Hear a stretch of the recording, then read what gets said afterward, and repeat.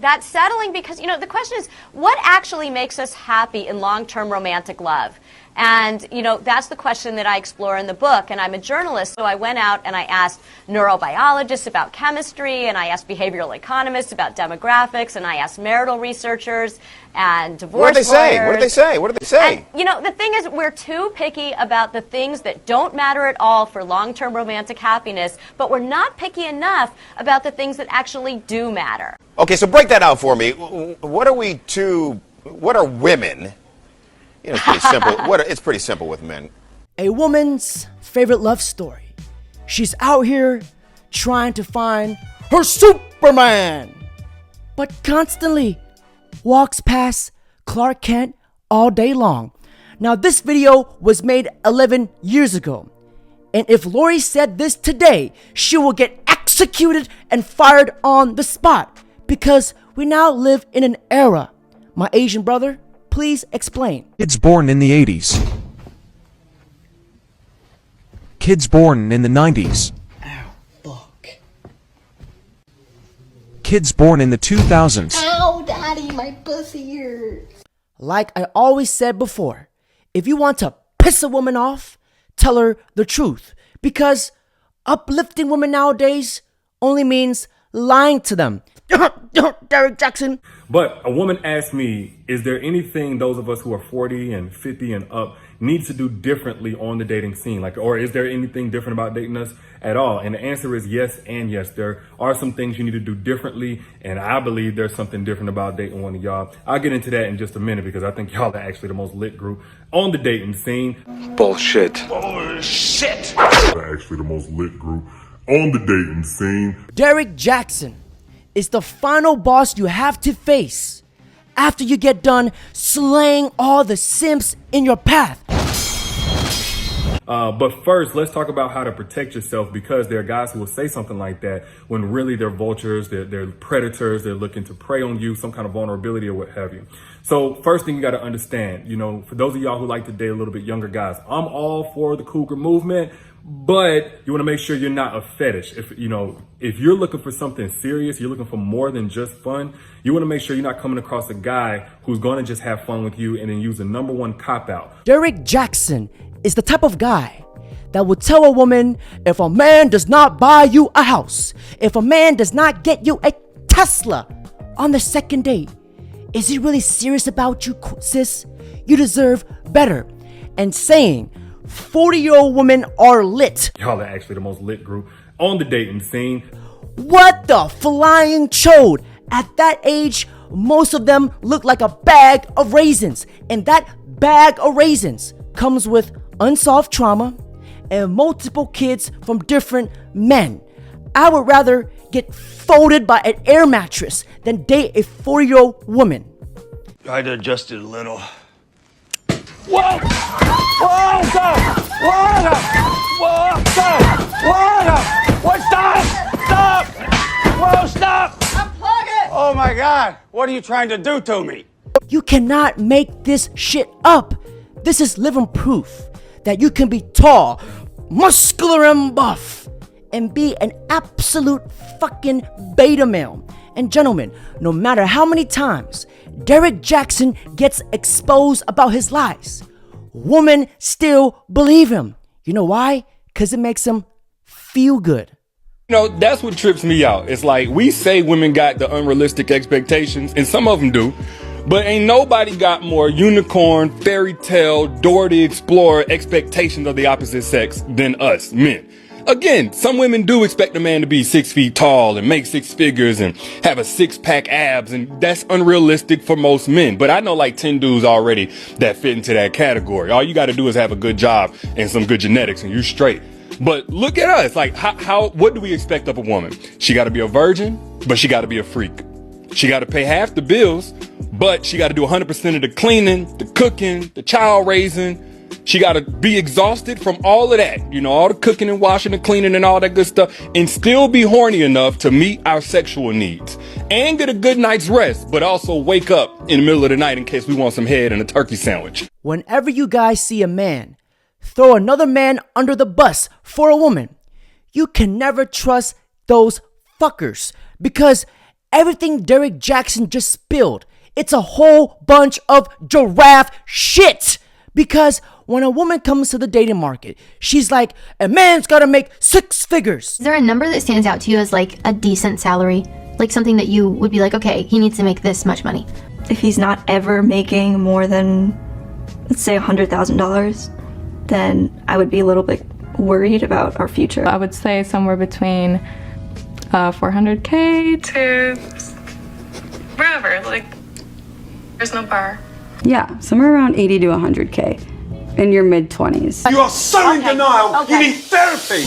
He's gotta be 6'2". More like these girls make me sick to my stomach. Hey, you funny and all, but like, you a midget. I can't do it. I'm sorry, baby. It's the height, but we could be friends. We could, we could kick it, You already know what I just said. I have to pass. I'm sorry, but pass. I almost feel bad. I'm past. I ain't even get on your toes. I'm just passing. I know, I'm sorry. I'm a pass because I'm kind of tall. I'm a pass because you're my homie. I can see over you. Let me tell you guys what I observed from the dating market. Girls having tall boyfriend nowadays is the exact same thing as them walking around with a Gucci bag. Because these girls have turned a man's height into a status symbol. Because these girls be like, he's gotta make 6 figures. He's gotta have ripped 6-pack abs. He's gotta be 6 feet. And he's gotta have a 6 feet long flesh rocket. These girls just want to be dating the devil. Just 666 everything. This motherfucker don't miss. No, he's fucking good. That motherfucker don't miss, man. I honestly do not know what's worse. Being rejected for my height or being accepted for my money. And here's the thing. When a man comes to the dating market, he looks at a woman and he asks himself, all she needs to be is to not be fat. I'm gonna take my horse to the... Now, Lori, may you come preach to the gospel for us? Come on, what are women too picky about here? Well, I'll tell you, men and women were asked what would be a deal breaker for going on a second date. And men named 3 things. They said she has to be cute enough. She doesn't have to look like Angelina Jolie. She just has to be cute enough. She has to be warm and kind. And she has to be interesting to talk to. Those seem like really valid criteria. Ding, ding, ding, ding, ding. Pretty simple. Right. Okay, reasonable, right? The women came back with 300 things that would rule out a guy for a second date. And we're talking about like another 2 hours and maybe a free dinner. And they wouldn't do it. And there were things like he wore a brown belt with black shoes. Or we were having a really good time and I thought he was cute and he was interesting. But then he did this Austin Powers impression. And I just can't get that out of my mind and I can't go out with him again. Okay, here you go. And can I make your other point and then I got a quick one for you before I lose time. I was just going to say, Austin Powers guy could be the love of her life. If he does these impressions on the second date, okay, don't go on a third. But maybe he was just nervous. The guys who are bad first daters might be great life partners. You don't know. Now, when a woman comes to the dating market, and remember, dating for women is like shopping! When a woman comes to the dating market, she looks at a man and she asks herself, does this man meet my maximum requirements? That way, standards of men. I guess we could start with how much they have to earn and how tall. I would say like 5'7". Like I would want you to be minimum. All right. Just because like I like looking up at you. I don't know. How tall are you? Better. I'm 5'2.5". Okay. 5'2". What? Yeah. Oh my god, so cute. You're basically standing right now. All right. Okay. So and how much they have to earn for you? I wouldn't even say like. I mean, I would prefer someone who doesn't work a 9 to 5. That's how I feel about the topic. Like, if that makes sense. Like, I'd rather you work for me. I just wouldn't want to. My dad worked bell to bell every single day, like 6 or 5 days a week, and I just didn't like that. Mm-hmm. I would want someone like I could actually spend time with. Isn't like 9 to 5, 9 to 6. Like, I don't know. So, entrepreneur. Yeah. The problem is though they work extra hard, so they work 80 hours. But for less time though than the 9 to 5. like for less amount of time. I don't know what businesses you guys are running. Well, hold on. I don't know. The average entrepreneur works double what they work at a job, but they may not work 9 to 5. They may work but like 7 to you'd like work 7. like at home, or like you could work when you're on vacation. Like you could work wherever you are. Okay. Yeah, I like the freedom. Freedom. In that. Yeah, Okay. for sure. Freedom. Okay, but you're avoiding the most important question. How much do they have to earn? How much? I would say, I mean, like 100,000. If you make that a year, like that's very. That's 6 like, figures. comfortable. Okay. Yeah. But Thank you for telling us the truth. I cannot believe that these girls are saying these things with a straight face. These girls are throwing around numbers like 6 figures, 100K, as if they are talking about the Wendy's 4 for $4. These girls talk about money as if money shot out of ass cheeks. And gentlemen, remember this. Women do not marry the man for love. She marries the man for the lifestyle that he provides. Here go. How tall? How much money do they have to earn? And what other standards do you have? I would prefer 6 feet. Uh-huh. Okay. Just because I'm super short. Wait, how tall are you? Don't worry about it. Wait, because I think you're shorter than her, right? Yeah. Yo, 6 feet. I and her? lie. God I damn. think like a 5'4". I think I even lied on my driver's license. I definitely did. Miss Ma'am. Okay, so continuing on, we got to stay focused here. All right, so 6 feet tall. How much do they have to earn for you? Like 8 figures or more. 8? Figure so nigga. So wait. He's got to make. So you're telling me he's got to make 7 figures is a millionaire. So you're saying he's got to make at least 10 million for you?